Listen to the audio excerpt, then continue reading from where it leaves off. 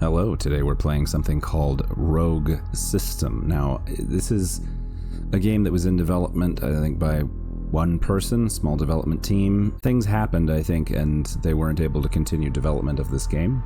That's why I assume that's why this is a blank screen right now. But we're going to do a mission because this is a big inspiration for a lot of how I imagine my favorite sci-fi stuff.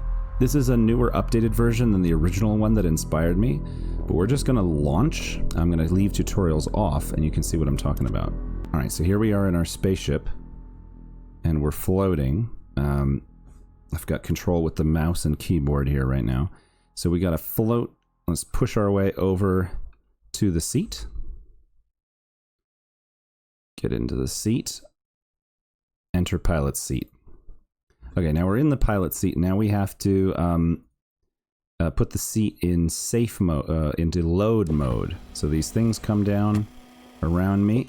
Now my footrests come up, and we get moved into the cockpit. Look at that. Okay, cool. Now we're docked at a space station. If I press F2, we can look outside. This is the ship, and it's docked to a little space station. So we got to turn on the power. So first, let's turn on the instrument backlighting. See if I can remember the system correctly. And then we got to turn on a battery. But when we turn on the battery, we're going to get warning lights. So we fault acknowledge, yes, we know, because system bus number 1, no voltage, blah, blah, blah, blah, blah. So we need to tie battery 1 to system bus 1. And then we need to deactivate the external power cutoff. Then we can let battery 1 recharge. Then we can turn on battery 2 and tie it to system bus 2. We're not going to recharge that one for some reason, if I remember correctly. Then we got to preheat the fuel cells. Get them warmed up so that we have a backup if our main power system goes offline. It can switch to fuel cells. Okay, let's see if I remember. I'm doing all this from memory, but I do have a reference over here if I need to check it out. So having done that, we now need to worry about our temperature situation. So let's look at the temperature management system, TMS. Turn that on. Now we need the tank bladder depressurization. The circulation pump power, turn that on. And the pump speed, set that to normal. And then we need to switch to loop 2. Do the same things.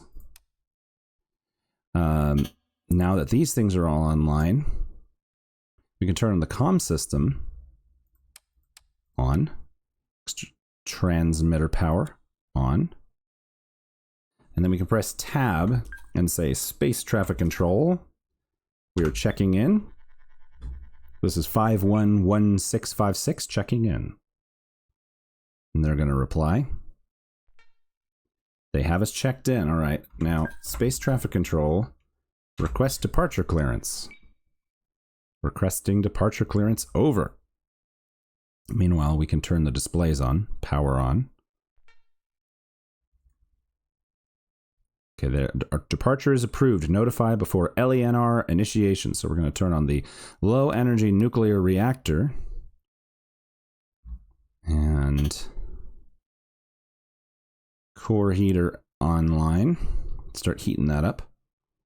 So we can see out into space, although there's not much to see yet. You can kind of see stars, but we're going to actually do external docking display. And we're going to look out the aft towing port. So we're looking out the back. So we'll be able to see when we leave. And then we can switch over to the comms page because we're going to need those comms frequencies. Now our warning lights should be going away slowly. So now we need to get our reactants ready. So our reactant management system, turn that on. And pressurize all of the tank bladders. And make sure that all of them are coming up in pressure. Looks like they are. So we need to validate the reactant for our nuclear reactor, but we actually want tank number 4, not tank number 2. So we're going to switch to tank number 4. And then the same thing for the fuel cells. Validate. Validate. Okay. And now we need to tell them that we're ready for LENR initiation. So, space traffic control, ready for LENR initiation.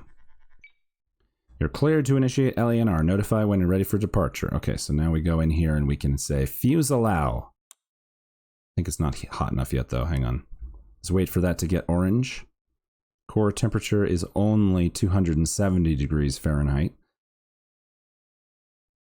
So let's wait that to heat up a little bit more. While we're waiting, we can turn on the autopilot systems. All right, here we go. Fuse allow. There it goes.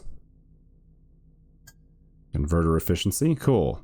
LENR's online. Now let's turn on the MTS system. I forget what this is. This is like the plasma thrust. It's initializing. Let's validate the propellant. There we go. Tank 1. Good. Turn on the propellant injector. Good. We want to be in cold gas mode. That's good. Did I ever do the thermal management? Yeah, I did. I did do that. Okay, cool. All right, now we tell them that we're ready. Space traffic control. We're ready for departure. So they're going to give us some comms frequencies.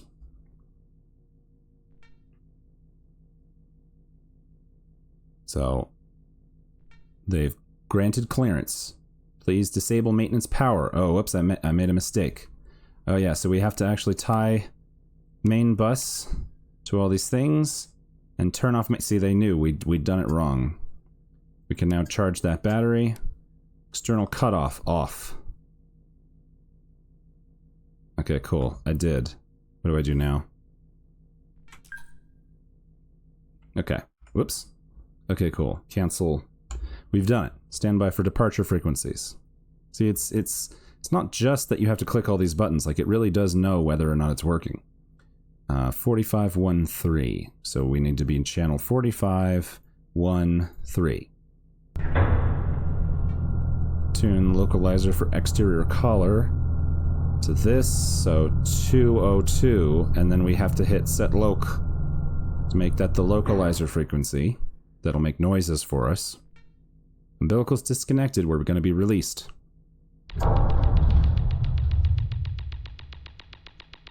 And now on the screen we can see the space station drawing away from us. So if I use forward thrust, because we're looking out the back, if I use forward thrust, we can pull away from the space station.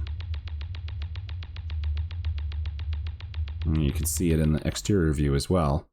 Here we are making our way out. Now I realized I forgot to turn on the docking light and the exterior floodlights and the navigation lights. So whoops. So there we go. Now we have more lights on, I think. I imagine. We're having a graphical issue, but it's fine. Now let's thrust a little bit more.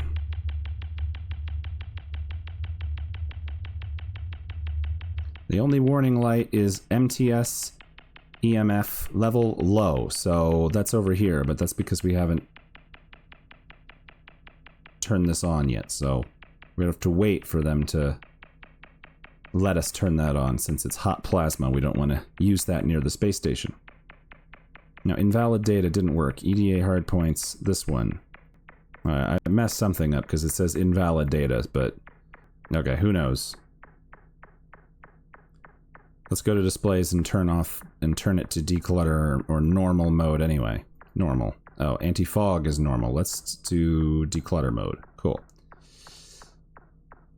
Now we can go into navigation, and if I knew how, we could look at plotting a course somewhere.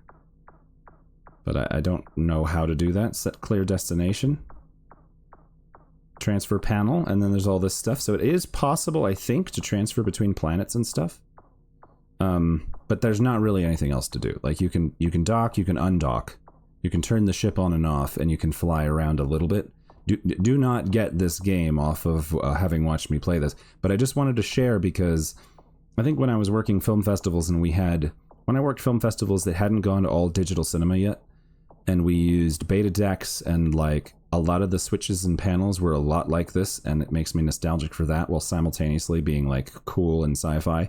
So I really like this kind of analog sci-fi spaceship where you actually have to manually figure out, you know, it makes it feel like you actually have to know how your ship works in order to do basic things like launching, which I think is really neat.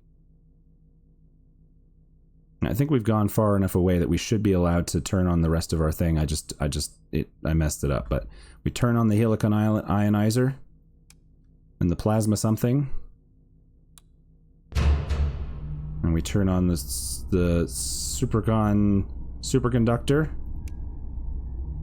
and then we can ignite provide.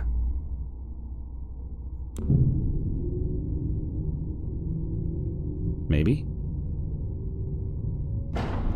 There we go, plasma core. Now we can switch to boost allow, but I don't know what the boost button is. But that was everything I wanted to share, but I just thought that this was really neat. And then we can get out of the chair.